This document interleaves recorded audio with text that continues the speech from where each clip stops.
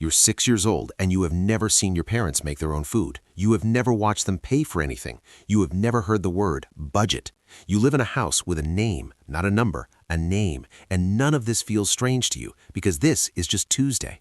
There are three realities about being born into extreme wealth that nobody talks about honestly. Not the yachts, not the jets, not the money. The parts that quietly break you before you are old enough to understand what is happening. Chapter 1. You do not know you are rich. The most disorienting thing about being born into extreme wealth is that it does not feel like wealth. It feels like reality. Every child around you has a private tutor. Every family you know has multiple homes. Every birthday party has a theme that costs more than most people's monthly salary. This is just how the world works, until the day it is not. The moment always comes the same way. You visit a normal friend for the first time. You look for the staff entrance. There is none. You ask where the other kitchen is. There is none. You watch their mother cook dinner herself, actually standing there, cooking, and your brain does not know what to do with that image, because in your world, that does not happen. That is the moment the glass cracks. You were 7 years old and you just discovered that your entire reality is a bubble, and once you see the bubble, you can never unsee it. Psychologist Robert Millman called this acquired situational narcissism. It is not arrogance that is taught. It is a worldview that forms automatically when your environment contains no friction, no limits, and no exposure to how most humans actually live. The rich kid is not selfish on purpose. Their brain simply never had to build the circuitry for it. Chapter 2. Your childhood is managed like a corporation.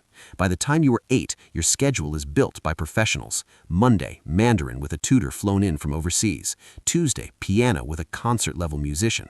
Wednesday, tennis with a former world-ranked professional. Thursday, etiquette training. Friday, structured socialization, not play dates, structured socialization with other billionaire children whose families had been vetted and approved. Your friends are not chosen by you. They are chosen by compatibility of family legacy, future alliance, and social standing.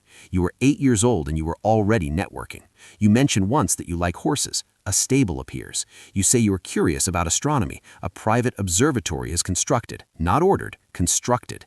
Desire and reality have no gap in your world, and that gap, the waiting, the earning, the not having, is exactly what builds patience, resilience, and the ability to handle disappointment.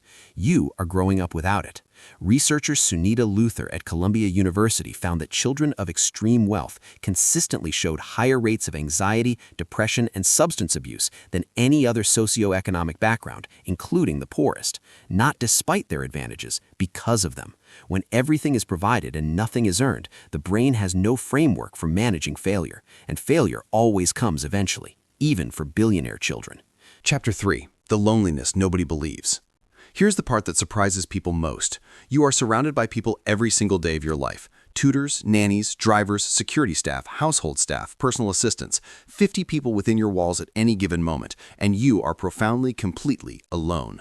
Because you learned something very early that most children are protected from. People lie to you. That kid who invited you to his party, his parents want a donation. That friend who is suddenly so warm, their family wants access. That person who seems to like you, do they like you or do they like what you represent? You are 12 years old and you are already paranoid. You cannot trust compliments. You cannot trust friendships. You cannot trust that anything directed at you is real. So you retreat. You pull back into a smaller and smaller circle of people who already have everything because they are the only ones who want nothing from you. Your parents are not absent because they do not love you. They are absent because they are running empires. You see them at charity events, at galas, in newspaper photos. You were raised by staff who are professionally paid to care for you, and no matter how good those people are, and many of them are extraordinary, they clock out. You were 14 years old, living in a 40-room house surrounded by 50 people, and you have never felt more alone in your life. Your last name is not just a name. It is on buildings. It is on hospital wings. It is on university endowments. You Google yourself at 10 years old and find news articles. You did not do anything. You were simply born. You are not a person yet. You are already a legacy. By 13, you are media trained. You know how to smile correctly. You know how to deflect. You know how to say nothing in many words. You are a child who has learned to perform being a child. The pressure is not small. Your grandfather built an empire. Your father expanded it. Now it is your turn. You are not allowed to fail. You are not allowed to be ordinary. You are not allowed to simply exist. You have to be exceptional, not because you want to be, but because the name demands it.